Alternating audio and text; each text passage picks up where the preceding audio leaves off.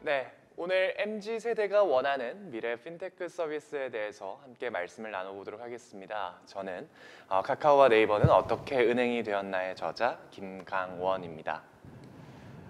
저는 현재 베인앤컴퍼니라고 하는 경영 컨설팅 펌에서 컨설턴트로 일을 하고 있고요. 그리고 이전에는 핀테크 기업에서 여러 가지 IPO나 M&A 그리고 PMI와 같은 프로젝트들을 수행을 했습니다. 그리고 무엇보다 저는 MZ세대인데요. 그래서 MZ세대가 갖고 있는 이런 시각들을 토대로 여러분들께 어떤 핀테크 서비스가 정말 MZ세대들로부터 각광을 받는지에 대해서 말씀을 전달드리도록 하겠습니다. 오늘 저희가 크게 다룰 주제는 세 가지입니다. 먼저 첫 번째는 이 밀레니얼들이 어떻게 금융산업의 지형을 바꾸고 있는지, 그리고 두 번째로 이 밀레니얼들이 원하는 금융은 도대체 무엇이 다른지, 그리고 마지막으로 세 번째로는 그렇다면 앞으로의 금융은 어떻게 바뀔지, 이런 것들을 함께 말씀을 나눠보도록 하겠습니다. 먼저 이 밀레니얼들이 금융산업의 지형을 어떻게 바꾸고 있는지부터 함께 살펴보도록 하겠습니다. 그야말로 정말 이 핀테크 서비스들이 이 금융산업에 있었던 여러 이 기존의 모습들을 바꿔나가는 모습들을 저희가 관찰을 할 수 있습니다. 우리나라에서는 카카오뱅크가 출시 2년 만에 모바일 뱅킹 1위를 계속해서 유지를 하고 있고요. 이와 같은 현상은 우리나라뿐만 아니라 다른 미국과 같은 다른 국가에서도 마찬가지로 발견이 됩니다. 금융 앱의 거의 대부분의 상위권 순위는 이 핀테크 기업들이라고 하는 새로운 이런 강자들이 차지를 하고 있고요. 그렇다면 주요 기존 금융회사들은 어떤가라고 살펴보니 주요 은행의 서비스들을 대표적으로 보니까 대부분 20위권 밖이었다라는 것을 확인할 수 있습니다. 생각보다 이 핀테크 서비스들의 영향력이 굉장히 커졌다라는 것을 체감할 수 있는 부분입니다. 그리고 무엇보다 이 산업을 둘러싸고 있는 모든 이 플레이어들이 이 핀테크에 무엇보다 주목을 하고 있습니다. 그래서 산업 측면에서는 정말 IT 그리고 유통, 스타트업 이 너나 할 것 없이 모두가 핀테크에 주목을 하고 있고요. 그리고 고객 역시도 점차 간편한 핀테크에 더욱더 친숙해져 가고 있습니다. 그리고 정부 역시도 여러 가지 규제들을 하나하나씩 완화를 해주면서 핀테크 산업을 성장할 수 있게 하기 위한 여러 제도적인 뒷받침 역시 함께 하고 있습니다. 그런데 이런 변화들을 한번 살펴보면요. 일단 고객들이 이 핀테크를 원해야 이 산업의 모든 성장이 가능할 텐데 이 고객들을 바꾸는, 이 고객들로부터의 흐름을 바꾸는 핵심적인 세대가 바로 밀레니얼 세대다라는 것을 볼 수 있습니다. 이 MZ세대들을 한번 저희가 살펴보면요. 전 세계적으로는 이 핀테크 서비스를 가장 많이 사용하고 있는 이 인구 자체가, 연령대 자체가 저희 MZ세대라는 것을 확인할 수 있고요. 우리나라의 핀테크가 이 서비스가 본격적으로 크기 시작했었던 2017년 그리고 2018년을 살펴보시더라도 이때 성장을 견인한 세대 자체가 2030 세대다라는 것을 확인하실 수 있겠습니다. 그런데 이들이 어떻게 금융 서비스를 쓰는가라는 것을 저희가 살펴보면 기존의 세대와는 굉장히 다른 모습을 많이 보이고 있습니다. 기존의 금융사들이 가장 큰 수입원으로 활용했었던 대출에 대해서는 굉장히 조금은 신중한 경향을 보이는가 하면요. 기존의 금융사의 필요성에 대해서는 조금은 공감하지 못하고 있습니다. 그래서 예를 들어서 금융 서비스를 쓰겠냐라고 다른 일반적인 사람들에게, MZ세대들에게 물어보면은 저희는 구글이 만든 금융 서비스들을 기존의 금융기관들보다, 기존의 은행들보다 더 선호해요 라는 이야기를 심심찮게 들을 수 있게 됩니다. 그래서 우리나라에서도 여러 IT 회사들이 제공하는 금융 서비스들에 대한 이 MZ세대들의 열광 수준 자체가 굉장히 높더라라는 것을 확인할 수 있습니다. 정리를 해보자면은 다른 세대보다 이 밀레니얼 MZ세대 대상의 이런 신규 비즈니스 모델들은 앞으로 많이 발견이 될 수 있을 것으로 예상이 됩니다. 하지만 기존의 금융사업자들, 기존의 여러 플레이어들이 전통적인 방식으로 이 비즈니스를 영위해가지고는 결코 MZ세대들로부터 각광을 받기 어렵다라는 것을 발견할 수 있겠습니다. 그러면 도대체 이 MZ세대들이 원하는 금융은 도대체 무엇이 다른지에 대해서 함께 살펴보고자 하는데요. 저는 이것을 크게 5가지 항목으로 여러분들께 말씀을 드리고 싶습니다. 먼저 하나씩 살펴보도록 하겠습니다. 첫 번째는 이 혜택의 개념 자체가 굉장히 달라진다라는 측면입니다. 기존의 금융사들은 대부분 이 예대 마진이라고 하죠. 이자 중심의 경쟁을 펼쳐왔습니다. 어떻게 고객들에게 1%라도 0.1%라도 이자를 더 주고 또 대출 상품에서는 또 이율을 어떻게 하면 조금이라도 덜 받거나 더 받거나 이런 경쟁들이 이루어져 왔다라고 한다면 이제 고객이 느끼는 혜택이라고 하는 것이 이런 금전적인 거에서 넘어서서 더 사회적인 가치 그리고 이와 연계된 여러 가지 부수적인 가치들을 제공하는 것으로 바뀌어져 가고 있습니다. 두 번째로는요. 굉장히 인터랙션 자체가 그 주기가 짧아지고 있다는 측면인데 기존에 사실 여러 금융 서비스들의 경우에는 오프라인 채널이 주된 경쟁자였습니다. 그래서 지점에서 발생하고 있는 여러 트랜잭션 속도보다 모바일에서 발생하는, 인터넷에서 발생하는 이 트랜잭션의 속도가 조금 더 빠르다라고 한다면 충분히 경쟁 우위가 있었지만 이제는 그것이 이 금융 서비스의 경쟁사 자체가 다른 여러 IT 서비스들이 되다 보니까 거의 시가 아니라 분이 아니라 초가 아니라 마이크로 세컨드 수준으로 즉각적인 인터랙션이 이루어져야 고객들이 편하다라고 느끼는 수준이 되어가고 있습니다. 또한 세 번째로는 표준적이지 않은 그리고 고객의 개개인마다 커스터마이즈된 서비스들을 제공해야 된다는 것인데요. 기존의 사실 금융사들의 경우에는 모든 고객들에게 일괄적인 통일된 서비스들을 제공해 주는 것이 무엇보다 중요했습니다. 예를 들어서 제가 오프라인 지점을 이용하더라도 온라인을 사용하더라도 동일한 서비스들을 받을 수 있어야만 했죠.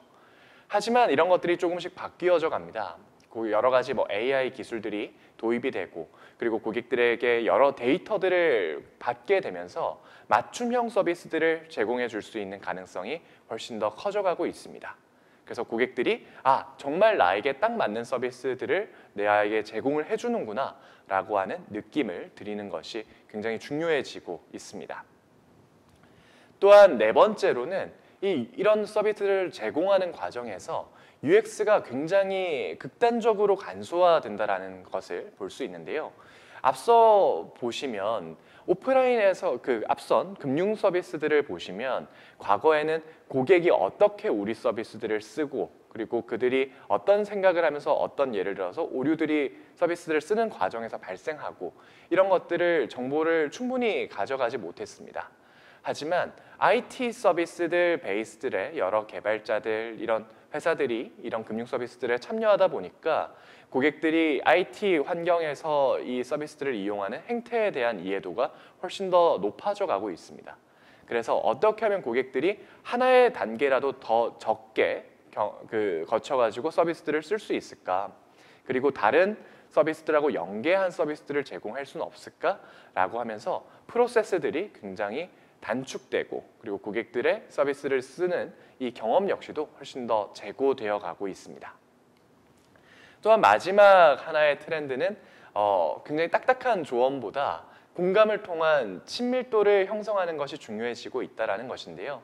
과거의 전통적인 금융 서비스들을 생각을 해보시면은 굉장히 딱딱한 이제 양복을 입은 이런 은행장님께서 신뢰도 있게 어떤 조언을 해주는 것이 저희에게는 더 소구가 되었었다라고 한다면 지금의 사실 금융 서비스들은 어떻게 하면 조금 더 친근하게 그들의 삶 속에 스며들어 가지고 위트 있는 방식으로 같이 공감대를 형성해 갈까, 친밀도를 형성해 갈까라고 하는 것에 훨씬 더 관심을 많이 기울이는 모습을 볼 수 있습니다.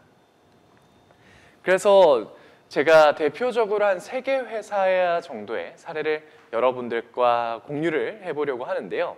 바로 첫 번째는 소파이라고 하는 P2P 대출 업체, 지금은 사실상 은행업을 영위하고 있는 업체의 사례이고요. 그다음에 두 번째는 아마 조금은 친숙하게 들어보셨을 로빈후드라고 하는 투자 중개 회사, 그리고 세 번째로는 레모네이드라고 하는 보험 부문의 스타트업을 함께 살펴보도록 하겠습니다. 이 회사들이 정말 대표적인 이 핀테크 영역의 새로운 강자라고 볼 수 있어서 이들의 케이스 스터디를 하는 것이 다른 여러 핀테크를 관심을 가지고 계시는 분들께서도 좋은 벤치마킹 대상이 되지 않을까라고 생각을 합니다. 먼저 소파이는요, 학자금 대출로 시작한 캐피탈 회사입니다. 그래서 이 학생들에게 대출을 해주면서 학자금 대출을 해준 것인데 굉장히 고객 수를 기준으로 해서 그리고 여러 가지 지표들로 봤을 때 뭐 75% 매년 성장을 해왔을 정도로 굉장히 초고속 성장을 하고 있는 스타트업이다라고 볼 수 있습니다. 근데 학자금 대출이라고 하면은 왠지 그냥 대출 상품만 제공을 해준 게 아닐까라고 하는 일반적인 생각을 할 수가 있는데 이 회사가 서비스들을 제공했었던 그 모습을 보시면 다른 전통적인 회사와는 조금 다른 양상을 볼 수 있습니다. 바로 이들은 사회적 가치라고 하는 것을 금융 서비스에, 금융 상품에 녹였다라고 하는데 굉장한 의의가 있는데요. 이들은 애초에 이율 자체가 굉장히 낮기도 합니다. 그래서 이들의 핵심적인 타겟 고객들은 대학교에 재학하고 있는, 그래서 이후에 졸업을 하고 나면은 어느 정도 소득이 발생할 것을 예상할 수 있는 이런 고객층이 핵심 고객층인데 이런 학생들에게 이 학교에 있는 다른 졸업생들로부터 돈을 투자를 받습니다. 그리고 이 돈을 이 학생들에게, 재학생들에게 대출을 해주죠. 그러다 보니까 같은 학교에 있었던 나의 후배들에게 돈을 빌려준다라고 하니까 졸업생들 역시도 기꺼이 지갑을 꺼내 들었고요. 그리고 그 돈을 받은 후배들 역시도 이게 다른 금융기관과 같은 나와 조금은 거리가 있는 곳이 아니라 직접적으로 나와 사회적 관계를 맺을 수 있는 이런 사람들로부터 돈을 받게 되니까 훨씬 더 연체율이라든지 그리고 부도율 자체가 다른 곳들보다는 낮아지게 됩니다. 그래서 훨씬 더 낮은 이율로 대출 상품을 제공을 할 수 있게 되고요. 그리고 이렇게 소파이로부터 학자금을 대출받은 고객들에 대해서 일종의 커뮤니티 형성을 소파이가 도와주게 됩니다. 그래서 소파이로부터 대출을 받은 고객들을 저희가 채무자 이렇게 부르는 것이 아니라 멤버라고 호칭을 하게 되면서 이들에게 다시 선배들로부터 그 돈을 빌려준 선배들로부터 멘토링을 받을 수 있게 한다거나 또 이 커뮤니티에서 만약에 저희가 잡을 잃었다라고 하면은 이 새로 잡 오퍼를 준다거나 여러 인터뷰 기회를 준다거나 하는 방식으로 도움을 주게 됩니다. 단순히 대출을 해준 곳 또 그리고 대출을 받은 곳이 아니라 끈끈한 이 네트워크 자체를 만들어 주었다라고 하는 것에 의의가 있겠습니다. 그러다 보니까 이 고객층 자체가 굉장히 이 리텐션 자체가 높아지게 됩니다. 이 소파이에 대한 충성도를 충분히 고객들이 쌓게 되고요. 그러다 보니까 어느 정도 이 소파이의 고객들이 모이고 난 이후에는 대출 상품뿐만 아니라 이 고객들이 학교를 졸업하고 그리고 사회생활을 시작하고 주택을 구입하고 이런 과정들로부터 쭉 이 소파이 역시도 자신들의 이 금융 상품들을 다각화를 해나갑니다. 그 덕분에 교차 판매 성과 역시도 굉장히 드라마틱하게 올라가는 모습들을 보일 수 있게 됩니다. 정말 이 밀레니얼 세대들을, MZ 세대들을 꽉 잡아서 이들의 필요한 모든 금융 상품들을 한꺼번에 제공할 수 있는 업체로 거듭나고 있다는 것을 확인할 수 있겠습니다. 두 번째 회사는 아마 여러분들께서도 조금은 친숙하실 로빈후드입니다. 미국 1위의 주식 거래 서비스이고 주식, 펀드, 옵션 이런 다양한 금융 상품에 대한 투자를 지원하고 있는 회사입니다. 네, 이들은 금융거래 수수료가 모두 무료입니다. 이게 어떻게 가능한가라고 살펴보니 자신들이 직접 금융상품에 대한 이 중개를 주문을 체결하는 것이 아니라 이 주문 정보를 헤지펀드에다 판매하는 형식으로 해서 주식 거래를 체결을 하고 수수료 수입을 이제 헤지펀드로부터 받는 형식으로 설계를 했기 때문에 이것이 가능한데요. 대신에 이들은 골드 멤버십이라고 해서 더 많은 이제 마진 거래라고 하는 것을 할 수 있는 서비스를 제공해서 여기서부터 수수료를 얻어서 이제 사업들을 키워가고 있습니다.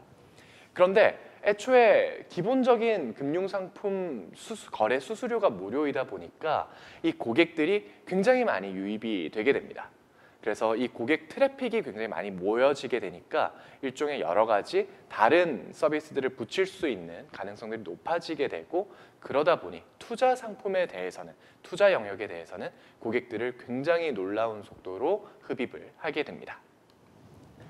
또 중요한 것 중에 하나가 로빈후드의 이 서비스 프로세스인데요. 이들의 UX라든지 아니면 고객들이 서비스를 사용하는 그 프로세스 자체가 다른 기존의 금융사와는 비교되지 않을 정도로 굉장히 간소화되어 있는 모습을 볼 수 있습니다. 그래서 이들의 UX를 저희가 분석을 해보면 오히려 약간 캔디 크러쉬와 같은 게임 같다라는 평가들을 저희가 많이 듣게 됩니다. 예를 들어서 제가 계좌를 하나 개설을 하고 나면은 갑자기 빵빠레가 울린다거나, 그래서 막 뭔가 제가 게임에서 미션 하나를 깬 것 같은 느낌을 준다거나, 또 금융상품, 제가 주식 같은 거를 주문을 할 때는 주식 거래를 그냥 스와이프를 해버리게 되면은, 주문 정보를 쓰고 스와이프를 하게 되면은 바로 주문이 들어가게 됩니다. 체결이 되게 됩니다. 그리고 또다시 막 빵빠레가 터집니다. 뭔가 제가 게임에서 어떤 퀘스트를 하나 진행한 느낌을 계속해서 주는 것이죠. 그래서 이런 간소화된 프로세스 덕분에 이 밀레니얼, MZ 세대들의 경우에는 이 서비스를 쓰기 시작하면서부터 그리고 이후에 계속해서 리텐션을 해나가는 과정까지를 보면 이게 어떤 낯선 금융 상품을, 제가 금융 서비스를 쓰는 것이 아니라 게임과 같은 친숙한 IT 서비스들을 쓴다라고 하는 경험을 제공을 해주고 있습니다. 이제 세 번째로 살펴볼 회사는 레모네이드인데요. MZ세대들이 굉장히 각광을 하고 있는, 열광을 하고 있는 보험 회사입니다. 그래서 여러 IT 회사들의 지표들과 비교를 해보더라도 성장률이 굉장히 놀라운 속도를 보이고 있는 회사 중에 하나인데요. 이들 역시도 굉장히 프로세스가 간소화된 모습을 보입니다. 저희가 보험 가입을 한다거나 내지는 또 보험금을 청구를 할 때의 프로세스를 생각해 보시면 굉장히 그 과정이 까다로웠다라는 것을 아마 떠올려 보시지 않을까 싶은데요. 이들은 AI라든지 여러 머신러닝 서비스들을 활용을 해가지고 챗봇이 보험을 판매하고 심사하는 이런 구조들을 만들었습니다. 그래서 이들이 보험에 가입하는 데 소요되는 시간은 약 90초 정도이고요. 그리고 보험금을 청구하는 데 들어가는 시간은 약 60초 정도입니다.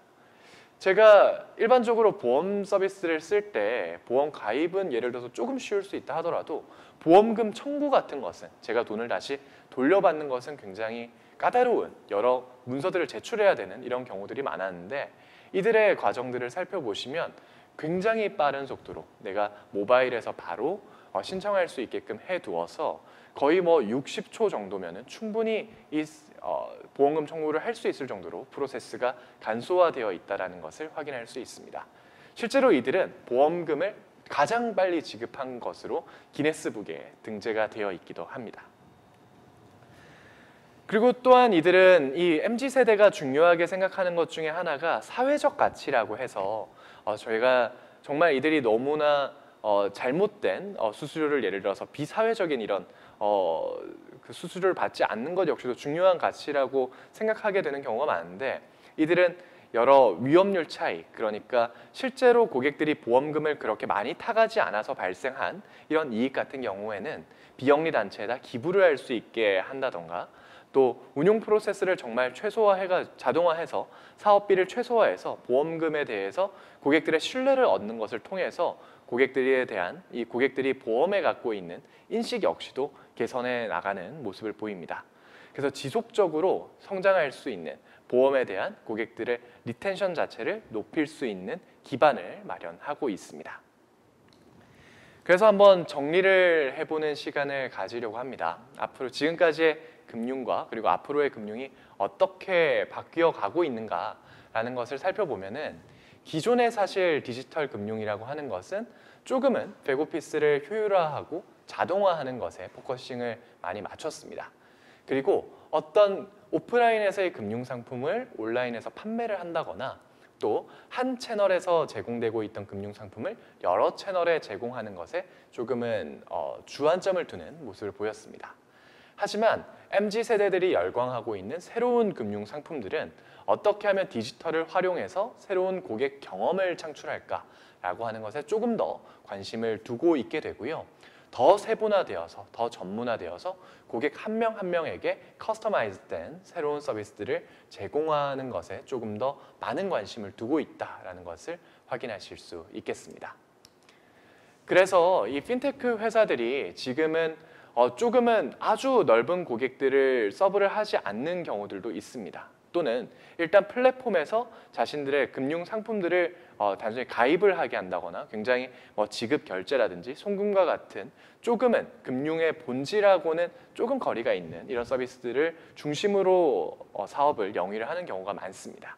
하지만 이런 것들이 조금씩 시간이 지나가게 되면서 훨씬 더 전문화되어 있는, 그리고 금융의 본질이라고 할 수 있는 리스크 관리라고 하는 영역까지 더 나아갈 수 있을 것으로 보인다라는 말씀을 드릴 수 있겠습니다. 그리고 마찬가지로 금융사들 역시도 이런 변화에 대응을 하기 위해서 여러 가지 움직임들을 보일 것으로 예상이 되는데요.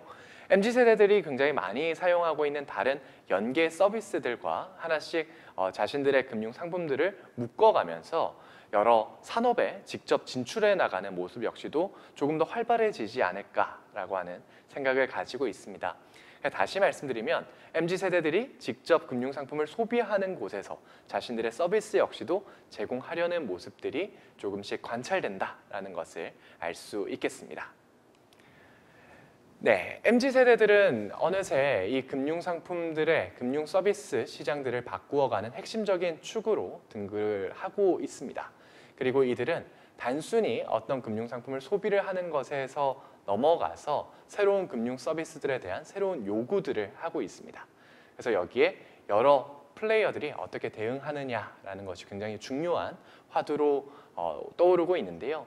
오늘 말씀드렸던 이런 여러 가지 MZ세대들의 금융상품들의 소비 행태들, 그리고 그들이 열광하는 포인트들을 잘 캐치업 하셔가지고 또 새로운 금융상품들에 대해서, 또 금융 서비스들에 대해서 나올 수 있는 기회들이 마련될 수 있으면 좋겠습니다.